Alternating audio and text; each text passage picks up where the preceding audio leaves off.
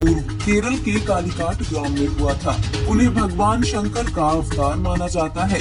जब शंकराचार्य जी का जन्म हुआ उस समय भारत में बौद्ध धर्म का प्रचार जोरों पर था। आदि शंकराचार्य जी ने छोटी सी आयु में ही बौद्ध भिक्षुओं व अन्य विद्वानों को ज्ञान चर्चा में निरुत्तर किया तथा उन्होंने हिंदू धर्म की स्थापना की। यही वजह है कि हिंदू धर्म में आदि शंकराचार्य जी का विशेष स्थान है। उनके प्रचार के परिणाम स्वरूप हिंदू देवी देवताओं की पूजा की क्रांति आई है। लोग श्री ब्रह्मा, श्री विष्णु, श्री शिव जी तथा अन्य देवताओं को पूजने लगे। उन्होंने चारों दिशाओं में 4 मठ, उत्तर दिशा में ज्योतिष पीठ बद्रिकाश्रम, दक्षिण दिशा में श्रृंगेरी पीठ, पश्चिम दिशा में द्वारका शारदा पीठ और पूर्व दिशा में पूरी गोवर्धन पीठ की स्थापना की थी। शंकराचार्य जी ने प्रत्येक मठ के लिए अलग अलग वेद, देवी देवता तथा महाकाव्य निर्धारित किए थे। कहावत है, आसमान से गिरे खजूर में अटके।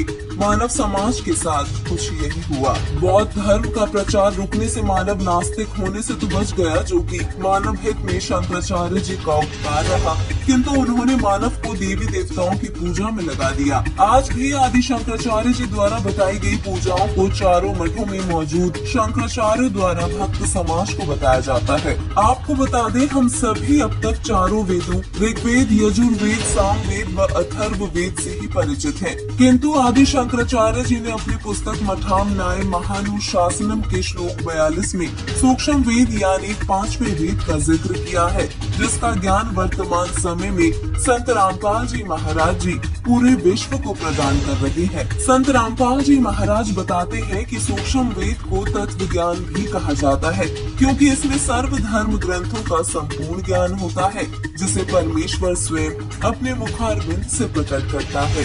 वहीं संत रामपाल जी महाराज जी ने चारों मठों के शंकराचार्य को आध्यात्मिक ज्ञान चर्चा में निरुत्तर करते हुए प्रमाण सहित बताया कि पूजा हमें केवल एक पूर्ण परमात्मा की करनी चाहिए, तभी भक्त समाज को लाभ हो सकता है।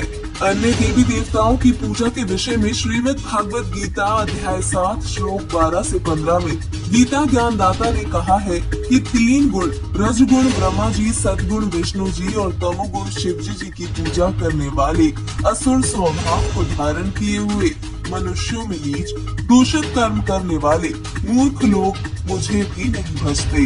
जिससे ये स्पष्ट होता है कि इन तीनों देवताओं की पूजा करना गीता विरुद्ध मनमाना आचरण है, जिसके लिए गीता अध्याय 16 श्लोक 23 में कहा गया है कि शास्त्र विधि को त्याग कर मनमाना आचरण करने से कोई लाभ, सुख व मुक्ति